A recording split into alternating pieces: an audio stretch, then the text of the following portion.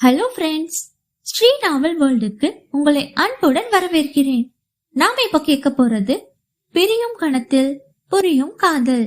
கதையின் குரலாக நான் உங்கள் ஸ்ரீ. வாங்க கதைக்குள்ள போகலாம். பிரியும் கணத்தில் புரியும் காதல், அத்தியாயம் 48. யாழ் கத்திவிட்டு சென்றதில் பிரம்மை பிடித்து போய் நின்றது என்னவோ மீன் தான். அவள் தன்னை மன்னித்து விட்டாள் என்று நினைத்திருக்க அவளோ அதை பொய்யாக்கி விட்டு சென்றிருந்தாள். இருவரும் அவர்கள் முன்பு தங்கியிருந்த வீட்டில் தான் இருக்கின்றனர். மீன் வீட்டை பெருக்கியபடி இருக்க யாழோ சமையல் வேலையை பார்த்து கொண்டே இருந்தாள். பெருக்கி முடித்தவன் அவள் பின்னால் வந்து நின்று அணைத்துக் கொள்ள அவள் கைமுட்டியால் அவன் வயிற்றிலேயே குத்தினாள். அவுச்!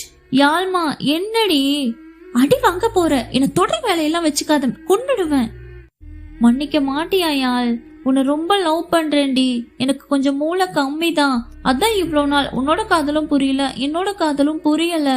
இனியும் புரியாமையே இருந்துக்கோ. இப்ப தள்ளி நில்லு, எனக்கு பசிக்குது, நான் சாப்பிடணும்.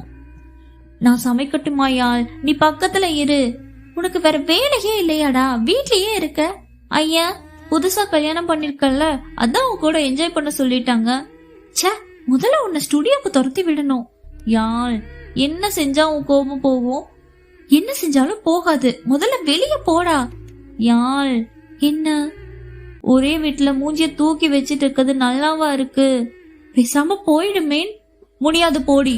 நீயும் என்ன லவ் பண்ற, நானும் உன்ன லவ் பண்றேன். அப்புறம் எதுக்கு பழசையெல்லாம் யோசிக்கணும் யாழ்? இப்படியே ஒருத்தர் மேல ஒருத்தர் கோபப்பட்டுட்டு மிச்சம் மீதி இருக்கிற வாழ்க்கைய அழிச்சுக்க சொல்றியா? நான் உன் காதல உணர்ந்துக்காம இருந்து ரொம்ப பெரிய தப்பு தான். பிளீஸ் டி, மன்னிச்சிடு. எரிந்து கொண்டிருந்த அடுப்பை அணைத்தவன் அவளை பின்னிருந்தபடி இறுக கட்டி கொண்டான். அவள் இந்த முறை எதிர்க்கவில்லை. அவன் கைகளை பிடித்திருந்தாள். அவள் கழுத்திலே சூடாக ஒரு முத்தம் பதித்தான். காதல் மலையளவு இருந்தால் கோபம் முடிவினில் இருந்தது. அவன் அணைப்பை மனம் ரசிக்காமல் இல்லை. அவன் மேனியை விரும்பாமல் இல்லை. எல்லா உணர்வும் உள்ள சாதாரண பெண் தான் அவளும். அவனை விலக்க நினைக்கவில்லை. யாழ்மா, நம்ம சண்டை போட்டாலும் நமக்குள்ள இடைவெளி வரக்கூடாதுடி. நான் அதை விரும்பல. கோபத்தை பார்த்துட்டு விலகிட்டு இருந்தா நம்ம கல்யாணம் பண்ணதுக்கான அர்த்தமே இல்லடி. எனக்கு பனிஷ்மெண்ட் கொடு, ஆனா அதுக்காக என்கிட்ட பேசாம இருந்துடாதடி. உன்னை எவ்வளவு லவ் பண்றேன்னு வார்த்தையால சொல்ல விரும்பலையாள். என்னோட ஒவ்வொரு செயலையும் காட்டணும்னு நினைக்கிறேன். அவளை அணைத்திருந்த கைகள் மேலும் இறுக்கிய அவன் இதழால் யாழின் தலையில் தன் முகத்தை வைத்தவாறு அந்த சூழ்நிலையை ரசித்தான். அவளை அணைத்து பிடித்திருந்தவனுள் உணர்ச்சிகள் தட்டி எழுப்பப்பட்டு கொண்டு இருந்தது. மீன், உங்களுக்கு இப்ப நான் வேணும்னு தோணுதில்ல? இல்லன்னு நான் போய் சொல்ல விரும்பலையால். என் யாழ இந்த உடம்பு தேடுதுதான். ஆனா இந்த முறை அவளுக்கு அவ சம்மதிச்சா திகட்ட என்னோட காதலோட சேர்த்து தாம்பத்தியத்தையும் கொடுக்கணும்னு நினைக்கிறேன். இதுவரை யாழ் பொண்ணு மேல லஸ்ட் மட்டும்தான் இருக்குன்னு நினைச்சேன். ஆனா அவ என்னை எப்போ விட்டுட்டு போனாலும் அன்னைக்கு நைட் தெரிஞ்சுக்கிட்டேன் அவன் மேல காதலும் இருக்குன்னு. உங்க வார்த்தைகளை இவ்வளவு தூரம் நம்பணும்னு எனக்கு புரியல மீன். ரொம்ப குழப்பமாவும் இருக்கு, அதே சமயம் ரொம்ப பயமாவும் இருக்கு. இதுல ஃபீல் பண்ண எதுவுமே இல்லையாள். உன்னை இனி தனியா விட்டுட்டு எங்கேயும் போக மாட்டேன். உன்னை இழக்கவும் மாட்டேயாள். நான் கஷ்டப்பட்டு அடைஞ்ச பொண்ணு நீ. உன்னை அவ்வளவு சீக்கிரம் விட்டுட மாட்டேன்டி. அவன் அணைப்பிலிருந்து வெளியே வந்தவள் முன்புறமாக அவனை கட்டி கொண்டாள். அவன் பரந்த மார்பில் அழகிய முத்தமும் பதித்தாள். என்னால உங்களை வெறுத்த ஒதுக்கெல்லாம் முடியல மீன். மிச்சம் மீதி இருக்கிற வாழ்க்கைய சந்தோஷமா வாழணும்னு நினைக்கிறேன். என்னால மறுபடியும் உங்களை இழக்க முடியாது மீன். அதோட எனக்கு நிறைய கேள்விகள் எல்லாம் இருக்கு. நீ என்ன கேட்க போறன்னு எனக்கு தெரியும். விளக்கம் தர நான் ரெடியா தான் இருக்கேன். அதே நேரம் வெளியே காலிங் பெல் அடிக்கும் சத்தம் கேட்டது. இந்த நேரத்துல யார் வந்ததுன்னு தெரியலையே. மீன், கொஞ்சம் அடுப்ப ஆன் பண்ணி குழம்பு கிளறி விடுங்க, நான் வந்துடுறேன் என்றவள் வெளியே போக இவனும் சிரித்தபடி தலையை ஆட்டினான். வெளியே வந்து கதவை திறந்தவள் முன்பு நின்றிருந்தாள் அரா. இருவரும் இதுவரை பேசியது கிடையாது. யாழ் வீட்டில் இருக்கும் போது ஒருவரை ஒருவர் பார்த்தனரே தவிர அங்க பேசிக் கொள்ளவில்லை. உள்ள வாங்க, நான் முன்ன அனுப்பி வைக்கிறேன். இல்ல அண்ணி என்றவள் தயங்கி பின் அதே தயக்கத்துடனே அண்ணின்னு கூப்பிடலாம்ல. உங்க அண்ணனோட மனைவி நான் தானே, அப்புறம் என்ன வேற எப்படி கூப்பிடுவீங்க? யாழ் குரலில் சிறிய மாற்றம், அதில் கண்டிப்பா இருந்தது. நான் உங்க கூட பேசணும் தான் வந்தேன் அண்ணி. என்கிட்ட பேச என்ன இருக்கு? இந்த பட்டிக்காட்டு பொண்ணு கூட பேசினா உங்க கௌரவம் என்ன ஆகுறது? அண்ணி, பிளீஸ், நான் பேசணும், உங்க கூட தனியா பேசணும். 5 நிமிஷம்தான், உள்ள வாங்க என்று அவள் உள்ளே செல்ல அவள் பின்னாடியே அராவும் வந்தாள். மீன், உங்க தங்கச்சி வந்திருக்காங்க. உன் கூட தான் பேசணும்னு சொன்னா. நம்ம அறைக்கு கூட்டிட்டு போய் பேசு, நான் சமையல பாத்துக்கிறேன். சமையல் அறையில் இருந்தே குரல் கொடுத்தான். யாழ், மேலே போய் பேசலாம் என்று அவள் எழுந்து சென்றாள். அபியின் கபோர்டை திறந்து பார்த்த அருளிற்கு மயக்கமே வந்துவிடும் போல இருந்தது. அக்கபோர்ட் முழுவதும் பெண்கள் அணியும் ஆடைகள் தான் அதிகம் இருந்தது. அதெல்லாம் விரிச்சு பாரு அம்மோ. அவள் மடித்து வைக்கப்பட்டிருந்த ஆடைகளை விரித்து பார்த்தாள். எல்லாமே பெண்களுக்கான ஜீன்ஸ், டிஷர்ட், பிளவுஸ், சாரீஸ் என இருந்தது. அதையும் அவனையும் புரியாமல் பார்த்தாள். கண்களில் நிறைய கேள்வி இருந்தது. அவளை பின்னிருந்து அணைத்தவன் அவள் காதிற்குள்ளே பேச ஆரம்பித்தான். இதெல்லாம் என் அம்முக்காக நான் சம்பாதிக்க ஆரம்பிச்சதும் வாங்கினது. ஆச்சரியமா இருக்கா அம்மோ? நீ வயசுக்கு வந்த சமயம் ரொம்பவே குண்டா சம்பியா குலோப் ஜாமுன் போல இருப்பம்மோ. நான் ஓப்பனா பேச விரும்புறேன். நான் உன் புருஷன் தானே, பேசினாலும் தப்பு இல்லல்ல. இதோ மேல கீழே எல்லாம் தசை போட்டு இருப்ப. என் கண்ணுக்கு ரொம்பவே அழகா இருப்படா. அந்த சமயத்துலதான் நீ ஜீன்ஸ் டிஷர்ட் எல்லாம் கேட்ட. உனக்கு ஞாபகம் இருக்கா? நீ அந்த சட்டை போடுறதுல தப்பு இல்லடா. ஆனா எல்லாரோட கண்ணுமே ஒரே மாதிரி இல்ல அம்மோ. ஜீன்ஸ் போட்டிருந்தா உன்னோட உடம்ப கவர்ச்சியா காட்டியிருக்கும். உனக்கு அப்ப ஜஸ்ட் 14 வயசுதான். உன்னை பாக்குறவங்களோட பார்வை எப்படி இருக்கும்னு கூட உனக்கு தெரியாது. இப்போ நீ மெலிஞ்சிட்ட, ஸ்லிம் ஆகிட்ட. இப்போ இந்த ட்ரெஸ் போடுறதுனால எந்த தப்பும் இல்ல. அப்போ எனக்கு ஆடை சுதந்திரம் கூட இல்லையா? இப்போ நான் பழைய மாதிரியே குண்டா இருந்திருந்தா இந்த ட்ரெஸ் போட்டிருக்க அலோவ் பண்ணிருக்க மாட்டீங்க தானே? சத்தியமா இல்ல, உன்னை அந்த ட்ரெஸ் போட்டுக்க விட்டுருப்பேன். ஏன்னா குண்டா இருக்கிறவங்க இப்படி ட்ரெஸ் போடுறது இல்லையா? இப்போ உனக்கு மெச்சூரிட்டி நிறைய இருக்கு அம்மோ. உன்னால எதிரில இருக்கிற ஒருத்தரோட பார்வை உன் மேல எப்படி படியுதுன்னு உணர முடியும். ஆனா அந்த வயசுல உன்னால அதை பிரிச்சு பார்க்க முடியாது. உனக்கு அது அன்கம்ஃபர்டபிள் ஃபீலிங்க தான் கொடுத்துருக்கும். நிறைய பேருக்கு இத சொன்னா கோபம் வரும் அம்மோ. ஆனா நம்மள ஒருத்தன் பார்வை தப்பா பார்க்காதபடி நாம இருக்கிறதுல தப்பு இல்லைன்னு எனக்கு தோணுச்சு. இது உனக்கு மட்டும் சொல்றது இல்ல, நான் கூட என்னோட ட்ரெஸ்ஸிங் சென்ஸ ரொம்ப கவனமா தான் இருப்பேன். என்னோட உடம்ப உன்னை தவிர யாரும் பார்த்தது இல்லாமோ. ஏன் இனி இருந்தப்ப கூட நான் டிஷர்ட் போட்டுட்டு தான் இருப்பேன். நான் பொண்ணுங்களை அடக்கி வைக்கணும்னு நினைக்கிறவன் இல்லடி. அன்னைக்கு நீ அடம் பிடிச்ச போது மனச கல்லாக்கிக்கிட்டு தான் வேணாம்னு சொன்னேன். உனக்கு இதெல்லாம் கிஃப்டா கொடுக்கணும்னு நினைச்சேன். ஏன்னு தெரியல, இன்னைக்கு வாங்க தோணல. உனக்கு தான் வாங்கி வாங்கி சேர்த்தேன். ஆனா பயம், யாரும் ஏதாச்சும் நினைச்சிடுவாங்களோன்னு யாருக்கும் சொல்லல. பூட்டு போட்டு பூட்டி வச்சுட்டேன். நான் சம்பளம் எடுக்கிற நாள் கடைக்கு போயிட்டு உனக்கு 3 செட் ட்ரெஸ் எடுப்பேன். இந்த பொண்ணு மேல அப்பவே லைட்டா பைத்தியம் ஆகிட்டேன்னு நினைக்கிறேன். அவள் கன்னத்தில் முத்தமிட்டவன் அவளை கட்டிலில் அமர்த்தி விட்டு கபோர்டின் உள்ளே இருந்த லாட்சியை திறந்தான். அதற்குள் இருந்து சிறிய பெட்டியை எடுத்தவன் அவள் அருகே வந்து அமர்ந்தான். அப்பெட்டியை திறந்தான். உள்ளே நிறைய நகைகள் இருந்தது. அதற்குள் இருந்த தங்க மோதிரத்தை எடுத்தவன் அவள் கைகளில் அணிவித்து விட்டான். நீ தங்க மோதிரம் கேட்டப்போ நம்ம அவ்வளவு வசதியா இருக்கல அருள். நம்ம வீடு கடனை அடைக்கணும். நம்ம 3 பேரோட கல்வி செலவு போயிட்டு இருந்துச்சு. அதனாலதான் வாங்க முடியல. இன்னைக்கு நம்ம நல்லா இருந்தப்போ வயசுக்கு வந்ததால சடங்கு செய்யறப்போ மாமா போட்டுட்டாரு. ஆனா உனக்கு போட முடியல. கஷ்டத்துல இருந்தோம். நீ எதிர்பார்த்ததுல தப்பு இல்ல அம்மோ. இன்னைக்கு செய்தா உனக்கும் நாங்க செஞ்சிருக்கணும். ஆனா மாமா கடன் கட்டி முடிச்சதும் அடுத்து வந்த சேமிப்புல உனக்கு மோதிரம் வாங்கிட்டாரு. ஆனா என்ன, கடன்ல அடைச்சு முடிச்சு உனக்கு மோதிரம் வாங்குறதுக்கு முன்னாடி நீ காலேஜ் லைஃப்குள்ள போயிட்ட. உன்கிட்ட கொடுக்க முடியல. இதோ இதுதான் உன் அப்பா உனக்கான வாங்கின மோதிரம். சொன்னவன் அந்த பெட்டிக்குள் இருந்து வேறு ஒரு மோதிரத்தை எடுத்து அடுத்த கையின் மோதிர விரலில் மாட்டி விட்டான்.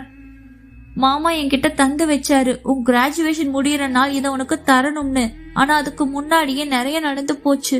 நான் உனக்கு முன்னாடியே போட்டு விட்ட மோதிரம் உனக்காக நான் வாங்கினது என்னோட சம்பளத்துல. ஏன்னு தெரியல, அருளுக்கு மோதிரம் வாங்கி வைடான்னு என் மனசு சொல்லிட்டே இருந்துச்சு. அதனாலதான் வாங்கினேன். அவன் கூற கூற அவள் அபியின் தோள்களில் சாய்ந்து கொண்டாள். அவனும் அவளை அணைத்து கொண்டான். அத்தியாயம் 49. அம்மோ, எனக்கு உன்னை தனியா அனுப்பவே ரொம்ப பயம்டா. நீ துருன்னு ஓடிக்கிட்டே இருப்ப. முன்னெல்லாம் டூருக்கு போனா அங்க ஏதாச்சும் ஓடி விழுந்து அடிபட்டுடுமோன்னு ரொம்ப பயம். அதோட உனக்கு எப்பவுமே வெளி சாப்பாடு ஒத்து வரதே இல்ல. அப்படி இருக்க டூர் போனா உன்னால சமாளிக்க முடியாதுன்னு தெரியும். அதனாலதான் நான் போக அலோவ் பண்ணல. ஒருவேளை உன்னை நான் அப்ப போக விட்டு இருந்தா உனக்குள்ள இவ்ளோ வேதனை வந்திருக்காது இல்ல அம்மோ. என்னையும் வெறுத்து ஒதுக்கி இருக்க மாட்டல்ல. நான் உன் விஷயத்துல ரொம்பவே யோசிக்கிறேன்னு நல்லாவே தெரியுதுடா. உன்னை ரொம்ப கண்ட்ரோல் பண்ணிட்டேன். உனக்காக தான் கொலுசு வாங்கி வச்சேன். உனக்காக வளையல் வாங்கினேன், ஆனா மூக்குத்தி வாங்க தோணல. உனக்கு பிடிச்சது, ஆனா எனக்கு பிடிக்கல. கோபம் அதிகமா வரவங்க மூக்கு குத்துனா கோபத்தை குறைச்சிடுவாங்களாம். என்ன பொறுத்தவரை கோபம் வந்தா அப்பவே திட்டிடணும். உனக்கு ஆசை இருக்குல்லடா, நம்ம நாளைக்கே போய் மூக்குத்தி குத்திக்கலாம். இனிமே தடுக்க மாட்டேன். ஸ்கூல் படிக்கும் போது உன்னோட ஃப்ரெண்டுன்னு 2 பேரும் சொன்னியே, அவங்க சரியில்லாமோ? உன்னை பார்த்த பார்வை சரியே இல்ல. அதனாலதான் நானும் மாமாவும் கூப்பிட்டு கண்டிச்சோம். அதுக்காக உனக்கு பாய் ஃப்ரெண்ட்ஷிப்பே இருக்க கூடாதுன்னு நினைக்கல. அப்புறம் டான்ஸ், அதுதான் நான் உன் விஷயத்துல பண்ண பெரிய தப்பு. உன்னை டான்ஸ் கிளாஸ் போக விடாம பண்ணது என்னோட தப்பு தான். எனக்கோ இல்ல மாமாக்கோ சரி, நீ வேற ஆட்களுக்கு முன்னாடி ஆடுறதுல சுத்தமா விருப்பம் இருக்கல. அதனாலதான் உன்னை டான்ஸ் கிளாஸ்ல இருந்து மறைச்சு மியூசிக் கிளாஸுக்கு அனுப்பணும். அதான் அம்மா நான் பண்ண பெரிய தப்பு. உன்னோட விருப்பத்துக்கு மதிப்பு தந்திருக்கணும். எல்லாமே என் தப்பு தாண்டி. எனக்கு என்ன தண்டனை வேணும்னாலும் கொடுத்துட அம்மோ என்றவனின் கண்ணீர் துணிகள் அவள் கைகளில் பட்டு தெரித்தது. அவள் நிமிர்ந்து அவனை நோக்கினாள். அவன் கண்ணீர் மிகவும் வேதனை அளித்தது. அவன் மடியில் அமர்ந்து அவனை கட்டி கொண்டாள். இறுக்கமான அவள் அணைப்பு அவனுக்கும் தேவைப்பட்டது. மாமா, என்ன வேணாம்னு ஒதுக்கிடாத அம்மோ. இப்பெல்லாம் நீ இல்லாம இருக்கவே முடியலடி. ஒரு நிமிஷம் உன்னை பாக்கலன்னா கூட ரொம்பவே இரிட்டேட்டிங்கா இருக்கு அம்மோ. உன்னை ரொம்பவே மனசு தேடுது அம்மோ. எனக்கு மாமா அத்தை இனி என்ன இருந்தாலும் எனக்கு இப்போ ரொம்ப க்ளோஸா இருக்கிறது நீ தான் அம்மோ. என்னோட இறுதி காலம் வரப்போறது நீ மட்டும்தான். நான் உன்னை ரொம்ப கஷ்டப்படுத்தி இருக்கேன், உன்னை திட்டி இருக்கேன், ரொம்ப அவமானப்படுத்தி இருக்கேன். என்ன மன்னிச்சிடு அம்மோ. உன் மேல நம்பிக்கை இல்லாம நான் உன்னை திட்டலடி. நீ ரொம்பவே வீக்கா இருந்த. நீ அரியர் வைக்க நான் காரணமா இருக்க கூடாது. உன்னை படிக்க வச்சே ஆகணும். அதுக்காகத்தான் உன் தன்மானத்தை தூண்டி விட்ட அருள். நான் அன்னைக்கு மனச கல்லாக்கிட்டு தான் பேசினேன். முதல் நாள் உன் பேப்பர்ஸ் பார்த்ததுல கோபமா இருந்தண்டி. நீ பசிக்குதுன்னு சொன்னது கூட இந்த மரம் மண்டைக்கு உரைக்கல. என தடையில் அடித்து கொண்டு அழ அவன் கண்ணீர் அவளை ரொம்பவே பாதித்தது என்றுதான் சொல்ல வேண்டும். எவ்வளவு மோசமான புருஷன் நானு. உன்னை ரொம்ப திட்டி கொடுமைப்படுத்திட்டேன்ல. என் பொண்டாட்டிய எல்லார் முன்னாடியும் அசிங்கப்படுத்திட்டேன். அவளை விட்டு கொடுத்துட்டேன். நான் நல்ல புருஷனும் இல்ல, நல்ல ப்ரொஃபஸரும் இல்ல. மன்னிச்சுடு அம்மோ. இனி நீ என்ன பண்ணாலும் என்னோட முழு சப்போர்ட்டும் உனக்கு தான் அம்மோ. உன்னோட புருஷனுக்கு தப்புன்னு தெரியும், தெரிஞ்சுதான் எல்லாம் பண்ணா. என கதறி அவன் அவள் அணைப்பை விட்டு விலகி எழுந்து காலிலே விழுந்து விட்டான். மன்னிச்சிரு அம்மோ. இனிமே இப்படி பேசி கஷ்டப்படுத்த மாட்டேன்டி. உன்னை நல்லா பாத்துக்கிறேன் அம்மோ. என்ன வெறுத்து ஒதுக்கிடாத அம்மோ. நீ இல்லாம இருக்க முடியாது. இதுதான் காதலான்னு தெரியல, ஆனா எனக்கு நீ வேணும். இதுதான் காதல்னா நான் உன்னைத்தான் காதலிக்கிறேன் அம்மோ. I love you so much அம்மோ என்றவன் அவள் கால்களை இன்னும் விடவே இல்லை. அவளும் அவன் அருகே அமர்ந்தவள் அவன் முகத்தையே பார்த்து கொண்டு இருந்தாள். 100% பெர்ஃபெக்ட்டா யாராலையுமே இருக்க முடியாது மாமா. நீங்களும் அப்படித்தானே. என்னோட நல்லதுக்காகத்தான் நீங்க எல்லாம் செஞ்சிருக்கீங்க. நான் அதை புரிஞ்சுக்கல.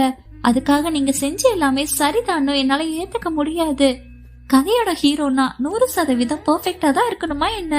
ஏன் மாமா முழுசா பெர்ஃபெக்ட்டா இல்லைனாலும் 85% பெர்ஃபெக்ட் தான். நான் உங்களை அவ்வளவு காதலிக்கிறேன். உங்க கண்ணீர் எனக்கு தான் ரொம்ப கஷ்டத்தை தருது. அல்லாதீங்க மாமா. நான் பண்ணது தப்பு தான் அருள். நடந்து முடிஞ்சத நம்மளால மாத்த முடியாது மாமா. ஆனா இனி என்ன நல்லா பாத்துப்பீங்கல்ல? கண்டிப்பா. அதுக்காக சண்டை போட மாட்டேன், திட்ட மாட்டேன்னு சொல்ல மாட்டேன். அப்பப்ப சண்டை போடலாம், சமாதானம் ஆகிடலாம். சிரித்தாள் அவன் கூற்றில்.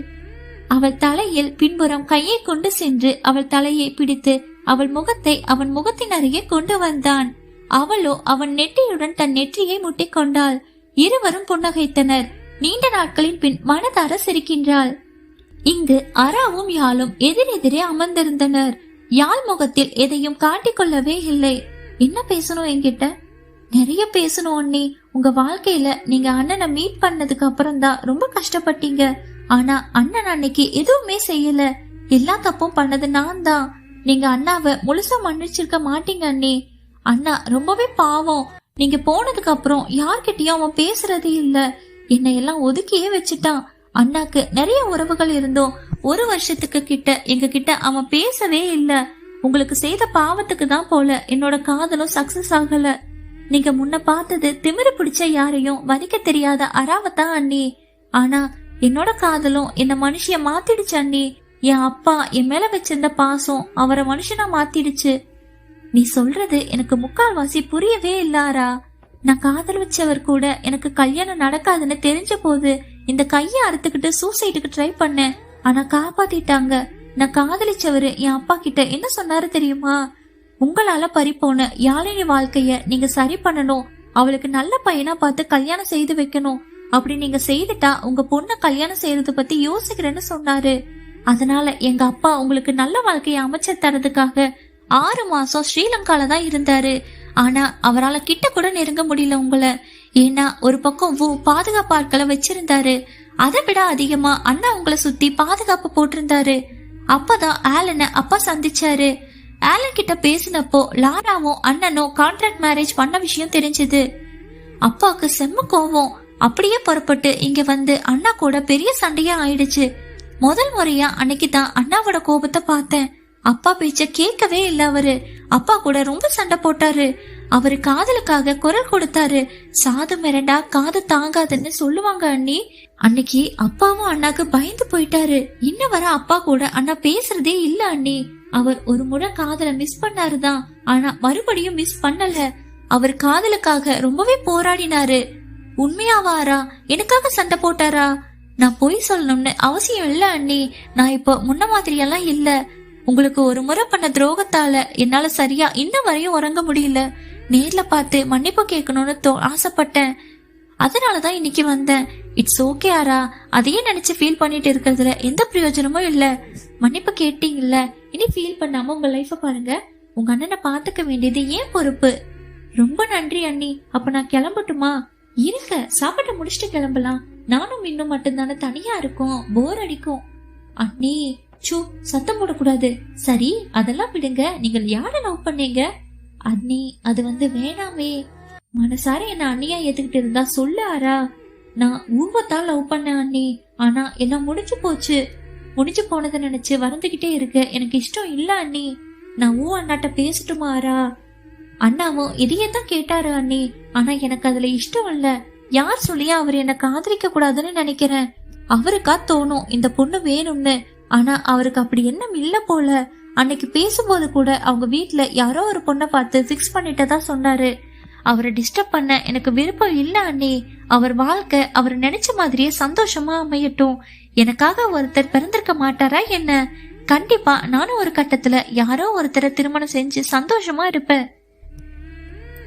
காதல் தோல்வியோட வலி ரொம்ப கொடுமையானதாரா. அதை நான் அனுபவிச்சிருக்கேன்.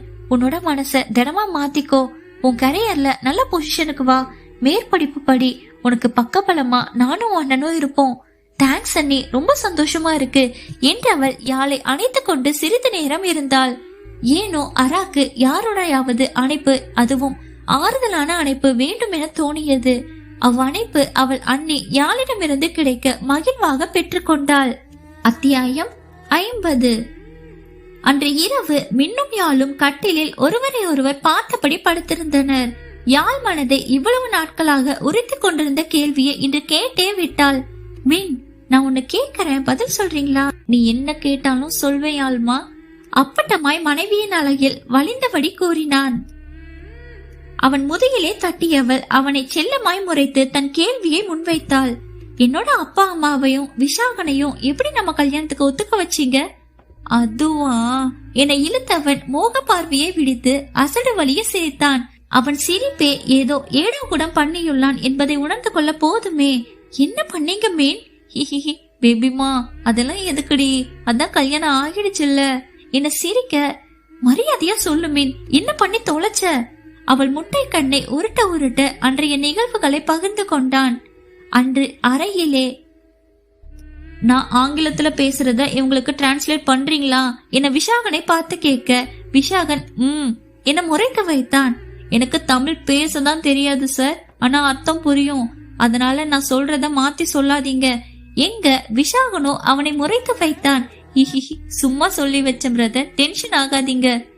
என்கிட்ட என்ன பேச இருக்கு என்று கிருபாகரன் கேட்க, நான் மின் ஹேஜூன், உங்களுக்கு என்ன தெரியும்? நான் பேச வந்தது யாழுக்காக என நிறுத்தி அவன் விஷாகனை பார்க்க, அவனோ கட என அதனை ஒப்புவித்தான் தமிழில்.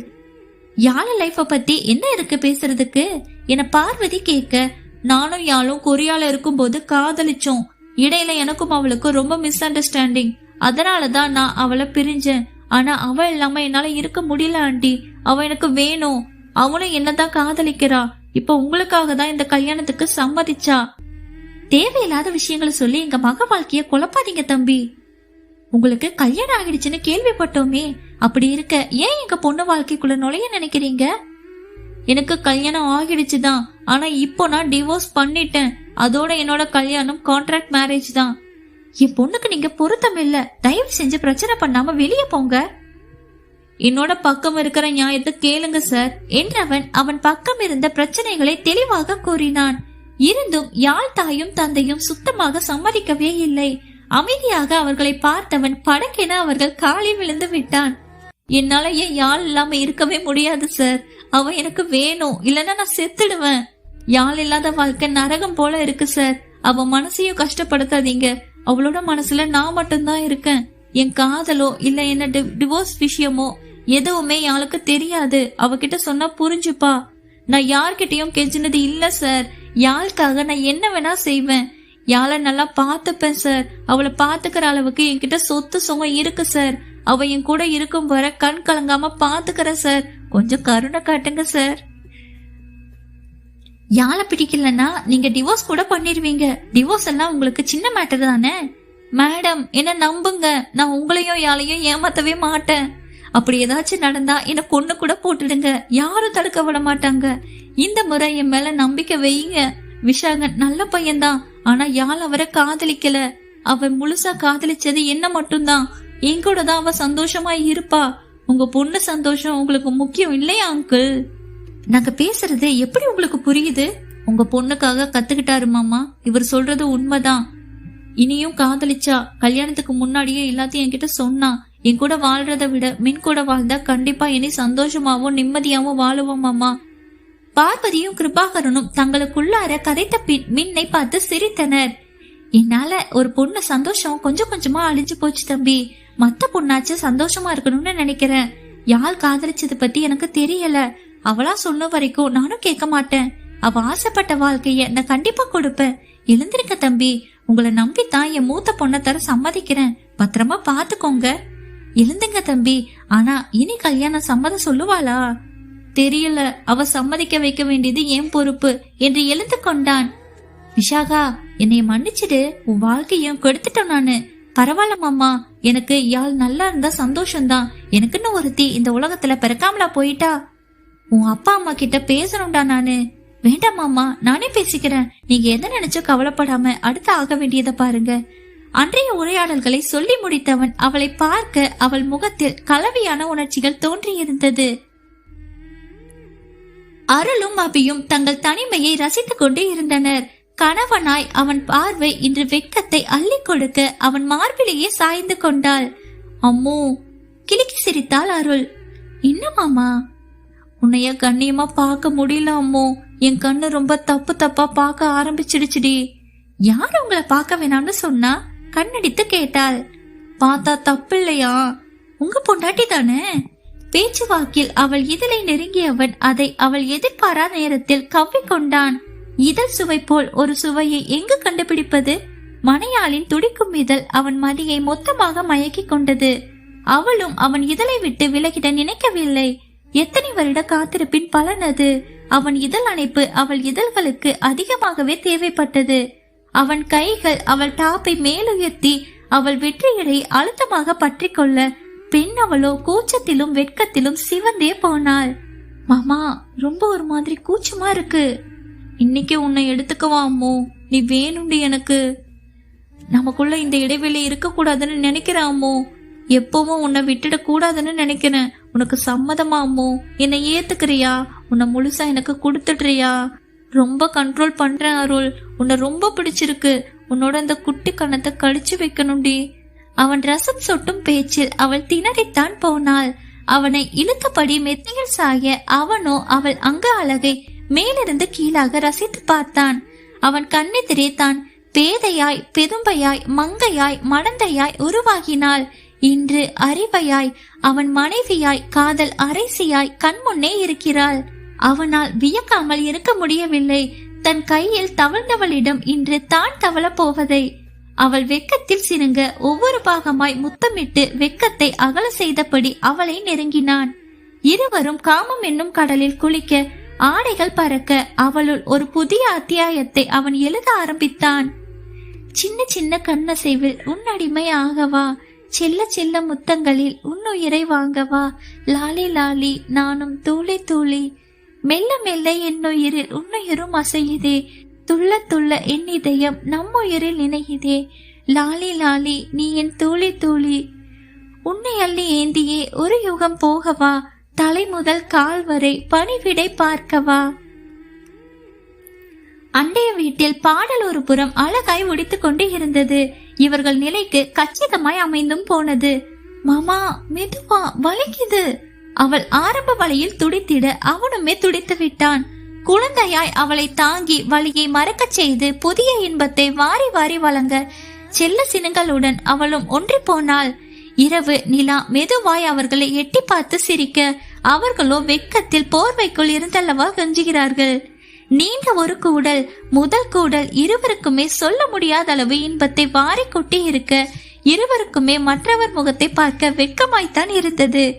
அவளை தூக்கி அவன் மேல் போட்டுக் கொண்டான். வெற்றுடல் மீது வெற்றுடல் அழுத்த காதல் கொண்ட மனங்கள் மகிழ்ச்சியில் திளைக்க, 4 விழிகளும் ஒன்றையொன்று காதலாய் பார்த்தது. தேங்க்யூ அம்மோ, காதல்ல இப்படி கூட சுகம் இருக்குங்கிறத எனக்கு காட்டி ரொம்ப சந்தோஷத்தை தந்திருக்கடி. மாமா, உங்களுக்காகவே இவ்வளவு நாள் பாதுகாத்து வச்சிருந்தேன். இன்னைக்கு என்னோட கனவு நினைவாகிடுச்சு. என் மாமாக்கு மேல நான் சுகமா நிம்மதியா ஒரு கூடல், அடுத்து அழகா ஒரு தூக்கம். தூக்கமா? ஒன்ஸ் மோர் வேணாமா? மாமா என அவள் சினுங்க. உன் மாமனோட உடம்பு கேக்குதே, ஒன்ஸ் மோர் கிடைக்காத அம்மோ. காதிற்குள் கிசுகிசுத்தவன் அவள் கழுத்தில் மெதுவாய் கடித்தான். மாமா ரொம்ப களைப்பா வேற இருக்கு, நாளைக்கு நீங்க காலேஜ் போகணும்ல. சமத்தா தூங்குங்க மாமா, நாளைக்கு நைட்டு நம்ம பாத்துக்கலாம். என் குட் பாய் இல்ல என அவள் மெதுவாய் சிரிக்க, என்ன பார்த்தாலும் பாவமா தான் இருக்கு. ஆனா நாளைக்கு நைட் இல்ல, நாளைக்கு மார்னிங்கே வேணும். நாளைக்கு உன் மாமன் காலேஜுக்கு லீவ் சொல்ல போறான். அவன் தோளின் கிள்ளி அவள் முத்துப்பல் தெரிய அழகாய் சிரித்தாள். அன்றும் இன்றும் உன் புன்னகையில் தொலைந்தேன் அவள் காதலே ஹஸ்கி வாய்ஸில் கூற, அவளோ உன் கூர்விழி பார்வையிலே என் மீன்விழியும் விழுந்ததடா காதலாய் சொன்னாள். அவளை தன்னுள் இறுக்கியவன் இருவரையும் மூடி குளிருக்கு இதமாய் போர்வையை சேர்த்து போட்டுக் கொண்டான். அழகிய இரவு சுகமான நினைவுகளுடன் மெதுவாக நகரத் தொடங்கியது. தொடரும். என்ன நண்பர்களே, கதை பிடிச்சிருக்கா? கதை உங்களுக்கு பிடிச்சிருந்துச்சுன்னா லைக் பண்ணுங்க, கமெண்ட் பண்ணுங்க, ஷேர் பண்ணுங்க. மறக்காம நம்ம சேனலை சப்ஸ்கிரைப் பண்ணுங்க. மீண்டும் அடுத்த அத்தியாயத்தில் சந்திப்போம். அதுவரை உங்களிடமிருந்து விடைபெறுவது நான் உங்கள் ஸ்ரீ. நன்றி, வணக்கம்.